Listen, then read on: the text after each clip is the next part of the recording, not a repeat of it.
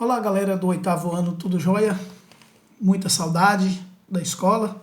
Vocês já imaginaram, já pensaram alguma vez na vida que vocês iam ter saudade da escola? Pois é, também cheguei a essa conclusão, hein? Vocês com saudade daí, a gente com saudade de cá, e pensando sempre em terminar logo isso e acordar, parecendo que é um sonho, um pesadelo sem fim. De qualquer maneira, a gente está sempre em oração, a gente está sempre pensando positivo, pensando bem, que vai dar tudo certo e a gente vai sair logo, logo dessa pandemia que afeta o mundo inteiro. Né? Isso aí não tem sido apenas nós que estamos reclusos, não. Né? O mundo inteiro está vendo agora o risco que está passando nesse momento. Mas nós estamos aqui hoje para dar continuidade aos nossos trabalhos, porque apesar da gente estar dentro de casa, a escola não pode parar, né? O ensino, a aprendizagem não pode parar. E aí a gente tem feito malabarismos para poder chegar até vocês, os nossos recados, para chegar às nossas aulas, para a gente viabilizar essa aprendizagem de uma forma agora bem diferente, né? Sei que vocês devem estar pensando aí, falar, mas é chato ter aula virtual, ter aula com vídeo gravado, só é muita tarefa, muita atividade, mas a gente tem que aproveitar esse momento que está dentro de casa para a gente dar continuidade aos nossos estudos e não termos prejuízos, não é, com o ano letivo 2020, tá bom? Então, o meu recado para vocês é que vocês se organizem, que vocês procurem, dentro do possível, dentro das possibilidades, tá sempre anotando, tá sempre ouvindo, pesquisando, lendo, enfim, tem um monte de coisas para a gente fazer aí, tá? E graças ao auxílio dessa tecnologia e da internet, a gente vai estar tendo essa, minimizando, vamos dizer assim, os nossos prejuízos, tá bom? Hoje a gente já vai chegar ao final do nosso primeiro módulo, tá? Nós já tivemos o capítulo 1, já demos por encerrado, foi o primeiro assunto nosso, foram as revoluções inglesas, e aí eu quero lembrar a vocês que um assunto é sequência do outro em história, nós estamos ali vivendo bem naquele período agora do final da Idade Moderna, para iniciar a Idade Contemporânea, que é esse período que nós estamos vivendo, tá? Para a gente começar os estudos, no ano que vem a gente complementa para chegar nos dias atuais. Mas a gente vai estar estudando os últimos 300 anos, né, da história nossa que passou, tá bom? Então a gente viu aí primeiro essas revoluções inglesas, a gente entender como é que a Inglaterra chegou à formação do seu estado, né, do seu país, e após isso a gente também já viu um outro assunto que foi o iluminismo, tá? Iluminismo vai estar atrelado a esse nosso capítulo 4, tá? Lembra aí para vocês verem, o iluminismo, o próprio nome já está dizendo, as ideias, as luzes na cabeça das pessoas, no sentido de iluminar, no sentido das pessoas terem ideias brilhantes, ideias para modificar uma situação em que eles viviam. Tá? Lembram do antigo regime, o absolutismo monárquico? Pois imperava no mundo inteiro. E aí alguns pensadores, alguns filósofos da época vão defender algumas teses de que o poder não tem origem, o poder da origem do direito divino, né, vai estar contestando tudo isso. Tá? Foi isso que a gente estudou, lembra? No Iluminismo, que foi o capítulo 2. Né? Pronto. O último capítulo estudado foi a Revolução Industrial, que foi possibilitada também, inclusive, por essas ideias, né, por esse avanço. É a modernidade já chegando para a contemporaneidade. Tá? Então é por isso que eu estou tentando fazer essa ligação dos assuntos serem sequenciais. A gente precisa aprender todos, compreender todos os assuntos. Tá bom?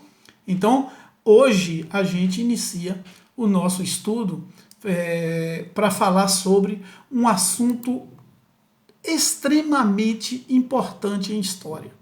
Só para vocês terem uma ideia da importância tão grande que tem esse assunto, ele serve de medida, né, para a divisão da história entre o mundo moderno e a idade contemporânea, do mundo contemporâneo, que é esse período que nós estamos vivendo. E eu estou falando de Revolução Francesa. É isso mesmo, Revolução Francesa. Nós vimos a Revolução Industrial. Então a gente sabe que revolução é o quê? É uma transformação, é alguma mudança radical, mudança brusca. E a Revolução Francesa, ela foi influenciada pelas ideias iluministas, ela foi influenciada pela Revolução Industrial, ela foi influenciada pelas revoluções inglesas, tá certo? Pelos novos pensamentos. É isso que vocês precisam entender. História é para ser entendido, eu sempre tenho dito para vocês isso. Então, olha, vamos captar, porque nós vamos ter uma aula ao vivo, né, hoje à tarde, para complementar esse assunto, mas eu já quero adiantar para que vocês possam entender. Eu quero que vocês leiam um capítulo antes da aula, para que a gente possa ir durante o período da aula todo somente tirando as dúvidas, tá bom? Então, assim, vamos pensar numa coisa. Nós estamos falando, evidentemente, de França, né, da França, do país que está localizado lá na Europa, tá bom? Então, a França, ela vivia, porque eu quero dar o exemplo principalmente disso, ela foi a nação que mais demonstrou, que mais ficou evidente essa questão do absolutismo. O absolutismo monárquico francês, que teve início ainda no ano de 1638, olha para você ver onde é que está isso. 1638, nós vamos para 1789. São 200 anos, né, mais de 200 anos de uma família comandando um país. E não é comandando, administrando de forma coerente, não. Era daquela maneira, né? O antigo regime, a gente viu, eles eram reis absolutos, eles não precisavam dar satisfação a ninguém, né? Pegaram essas ideias aí, lembra de Maquiavel, que foi um dos influenciadores e protetores desse absolutismo, e aí a gente se lembra que os reis da França, eles esbanjavam, eles faziam o que queriam com o dinheiro da nação. Então, enquanto o primeiro estado, que é a classe social, que eles dividiam a pirâmide, né, o primeiro estado, está lá o rei lá no topo com sua família dessa pirâmide, o que é que vai acontecer aí? Eles simplesmente fazem o que quer e o que bem entende. Olha, para vocês terem uma ideia, conta a história que o rei Luís XIV, ele se auto-intitulou o Rei Sol. Olha, o Sol, gente, ele é único. Então, o que ele quis dizer com isso? Ele era o Rei Sol, para brilhar, somente o Sol para brilhar igual a ele. Ele fazia o que queria. Conta que um neto dele nasceu e ele contratou 200 babás para cuidar desse neto. Ele dava festa nos salões, né, imperiais, ele dava lá no Palácio de Versalhes, que tinha mais de 200 aposentos lá dentro, né, mais de 200 cômodos no Palácio de Versalhes, ele dava festa lá que convidava 2.000, 3.000 pessoas para ficar comendo e bebendo durante 8 dias na farra. Enquanto isso, a população pobre, faminta, nas ruas, trabalhando na miséria. E isso vai, né, passando de pai para filho, até que chega numa época, né, próximo em 1789, quem comandava já era o neto dele, né, o Luís XVI. Antes, claro, teve Luís XIII, Luís XIV, Luís XV. Luís XV ficou famoso, inclusive, porque disse que ele era baixinho, para ele não se apresentar baixinho, ele usava um salto de sapato né, com uma altura de mais de 20 centímetros para ele ficar mais imponente, né, para impor respeito. E aí foi lançado na época aqui no Brasil até um famoso calçado chamado Luiz XV, que eram os tamancos de mulher que elas usavam, bem grandão.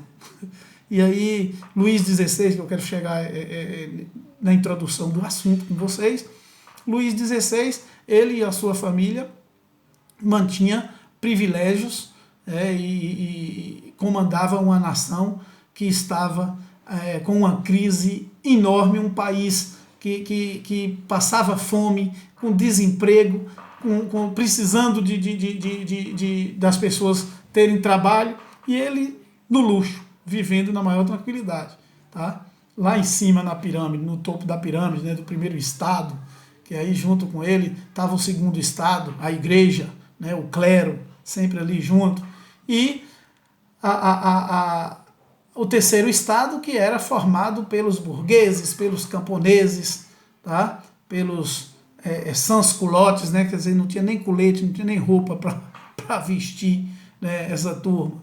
E aí a gente vê que essa massa da população começa a contestar isso, falar, epa, tá errado. Por quê?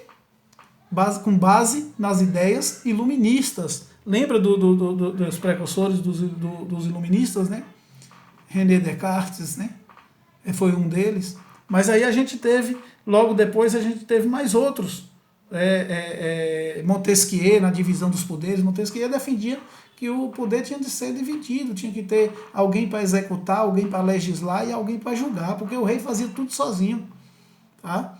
E com base nessas ideias iluministas, eles vão pregar a derrubada do governo. Né? E o governo francês, ele tinha uma prisão chamada de Bastilha, era o símbolo do poder absolutista, porque as pessoas que ousassem contestar o poder do rei ia para Bastilha e apodrecia lá dentro, preso. Né? E aí um belo dia a população vai se revoltar e vai para as ruas e vai contestar esse poder e vai fazer o quê? A primeira coisa que eles vão fazer nessa revolta, nessa revolução, eles vão derrubar a Bastilha, vão quebrar e soltar todos os presos que estão lá dentro. Isso foi no dia 14 de julho de 1789. E essa data ficou-se convencionada e ficou escrita na história como a data da Revolução Francesa. É quando o povo vai para as ruas, derruba um governo absolutista, um governo monárquico, e o rei pega a família dele, tenta fugir, tenta correr, né, de lá do país, porque senão o povo ia massacrar, mas não vai adiantar, porque eles disfarçados, eles vão ser reconhecidos. Vai falar, olha ele ali com a família dele. E aí o pessoal vai aprisionar, vai levar de volta, vai prendê-lo, né, vai colocar lá na Bastilha e vai fazer um julgamento sumário para ele.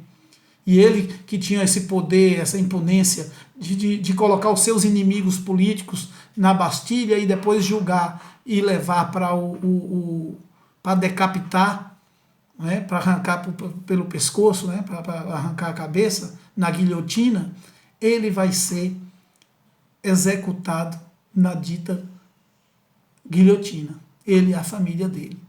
Então, essa é um marco na história do mundial, e a gente está falando aqui de 200 e poucos anos atrás, né? Já que nós estamos falando de 1789, e essa Revolução Francesa, a partir disso, gente, imagine o impacto no mundo inteiro. Olha, o rei Luís XVI foi decapitado. Todos vão ficar com medo e vão querer o quê? Modificar, não quero mais ser mais absolutista, não. Aí eles vão ter o nome de déspotas esclarecidos, os outros reis, né? Vão fingir que está tudo normal e tentar modificar. Esse é o nosso assunto. Aí a gente vai aprofundando devagarinho. Eu só estou alertando para que vocês possam buscar isso, né, para a gente chegar lá no final do sistema absolutista e ver como é que que transcorreu a Revolução Francesa. Conto com vocês para estudar esse assunto aí agora, para que a gente possa, durante o período que a gente estiver na aula online, né, ao vivo a gente vai estar falando, a gente possa esclarecer mais dúvidas e eu quero contar mais história para vocês. Saudades, beijos, no coração de todos, do professor Kleber.